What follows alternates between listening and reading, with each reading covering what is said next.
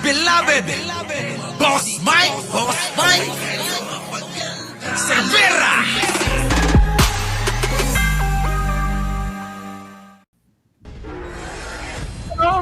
Pinasuhan na sa Sandigan Bayan ng malversation at graft si dating Senador Bong Revilla at So mapapahiya na naman ngayon yung mga DDS dito. Sabi, puro salita na lang ang gobyerno. May mapapanagot daw ng mga big time. O eto na, sunod-sunod na to.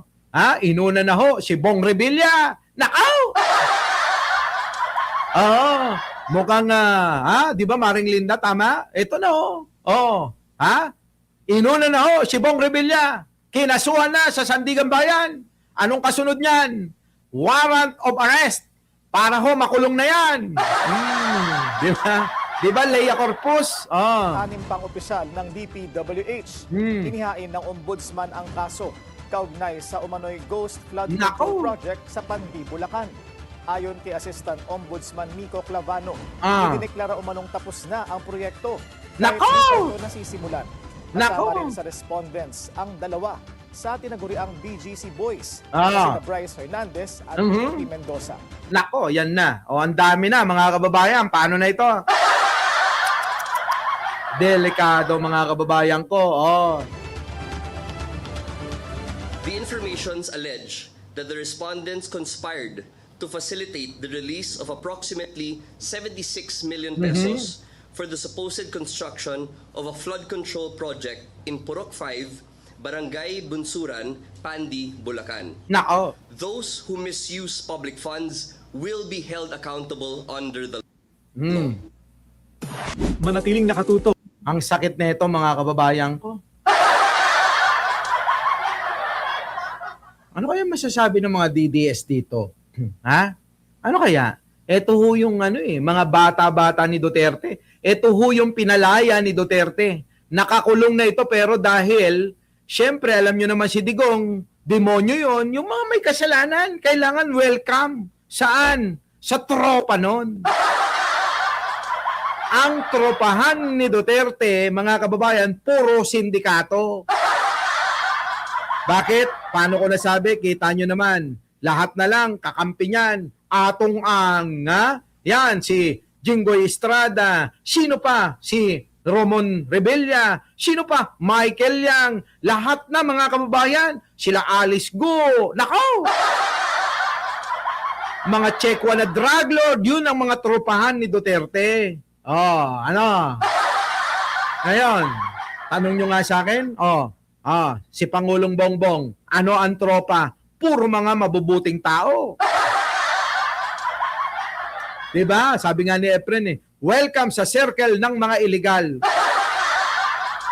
Diba? Sabi nga namin kanina ni Takero, sinabi ko rin, na yan, tingnan nyo, si Atong Ang, pinauwi ni Digong para kunya-kunyari, tagalinis daw ng PCSO. Bakit? Naibalik ba yung 18 billion na ninakaw nila ron?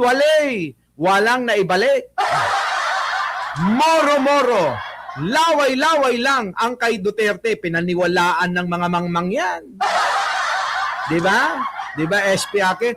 Pinaniwalaan ng mga mangmang yung sabi-sabi niya na, si Atong Ang Eka, ang tagalinis. Dahil ito magaling sa sugal. Ganon. Putik. Siya naman kayo nakakita ng ganon, mga kababayan. Tinropa. Ang tropa ni Duterte, puro illegalista. Kaya minana rin ni Pulong. Tignan nyo yung tropa. Kung ano yung tropa ni Digong, yun na rin ang tropa ni Pulong. Sa Billionaire News Channel. Yan, paano na? So mag-iiyakan na kayo kasi meron nang mapapakulong ang Pangulong Bongbong Marcos. Di ba? Yan, yung si Joel Villanueva, Arnold Lopez, tropa rin ni Digong, tropa rin ng mga Duterte. Tropa ni Pulong, sino? Si Michael Yang, si Eric Yap, yung congressman, sino pa? Ito, si Magalong. Ba't ganyan yung mga tropa nila, mga kababayan ko? Ang titindi, puro magnanakaw. Maghain ito ng reklamo si Batangas 1st District Representative Leandro Leviste. dahil sa umano'y pagpapakalat ng fake news kaugnay ng solar power business nito. Oh, eto na, apektado na po si Libiste, no? Mga kababayan, apektado na po eh. Bakit? Ay kita niyo pati si Attorney Clear eh. Oo, kinakaladkad na rin eh. Pero alam niyo mga kababayan ko, ulitin ko lang yung sinabi ko ng mga nakaraan, ano? Mga kababayan, ang UC Clear natin ay yan po eh. Mga kababayan eh. Ha? Hindi ho yan na basta-basta nagpapadaig. Alam kong kayang-kaya niya yan. Oo, tatawanan niya lang yan mga kababayan ko. At walang patutunguhan yan yung sinampang kaso kay UC Claire Castro. Wala. Oo. Wala, mga kababayan. Wala eh. Oo, ha? Wala. Di ba? Kayo, tanungin ko kayo, mga kababayan ko. Sa tingin nyo, mga kababayan, etong sinampang kaso labang kay UC Claire Castro, magpa-prosper? Mananagot? Hindi. Sabi ko nga, at sinabi rin ni Arnold Lopez na pinasisikat lang nila si Auntie Claire. Oo, na kamakailan ay nagbiro na pwede daw gamitin sa kanyang kandidatura bilang senadora sa 2028 yung Auntie Claire sa 2028. Auntie Claire sa Senado. Di ba? Ano, mga kababayan ko? Ano? Oh, yan, si Libiste, Nilinaw po ng mambabatas na layunin po ng kaso na ipagtanggol ang kanyang pangalan laban sa umano'y maling impormasyon, kabilang na po yung umano'y pagbebenta niya ng kumpanya niyang may government franchise sa Meralco na una nang inilabas si Castro sa vlog nito. Pero alam nyo, kanina pinakita natin talagang nervyos na ho yung Libiste, ano? Mukhang si Libiste, mga kababayan, makukulong to eh. Sa totoo lang, mukhang makukulong, nandito na si Bianco, Oo, dumayo pa ho para bumati ng happy birthday, mga kababayan, kung kailang patapos na tayo. Oo, di ba, Le? Okay, magalala. Papakain tayo, pero wag nang inom-inom, ha?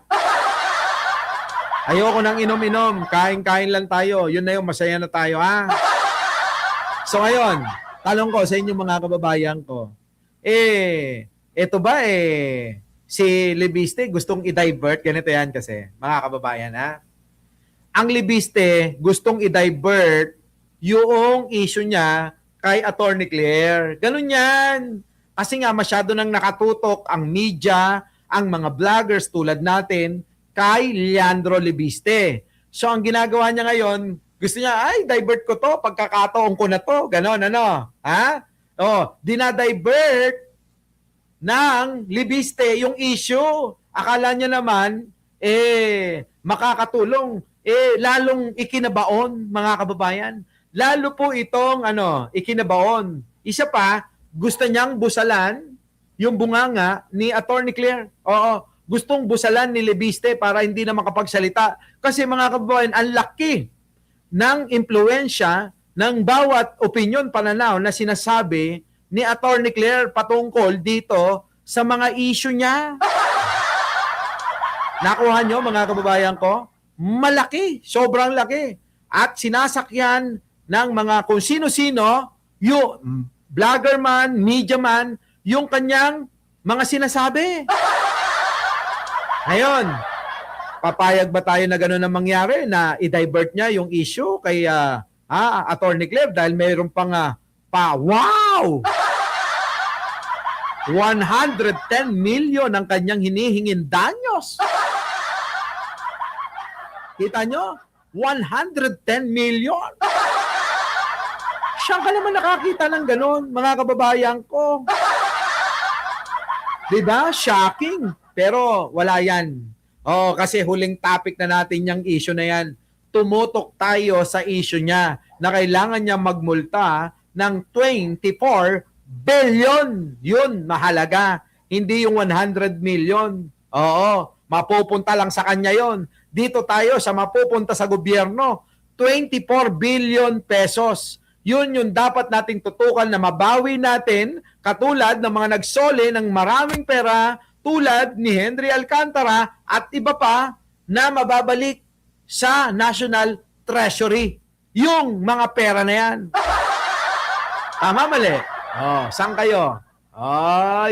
Oy, Leandro, napakadali lang, napakadali lang basahin yung banat mo. Di ba? Oh. Sabi, si Martin binanatan ni John Vic. Tapos na, kanina pa. So, paano mga kababayan ko? Sa tingin nyo, ano mangyayari? Ako sa tingin ko, mga kababayan ko, wala talaga. Wala mangyayari dyan. Kaya ikaw, John Vic, John Vic tuloy.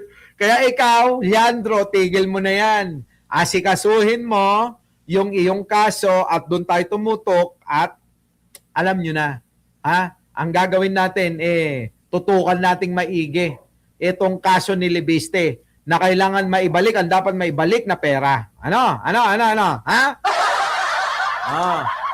Boss, mahal ka na daw ni...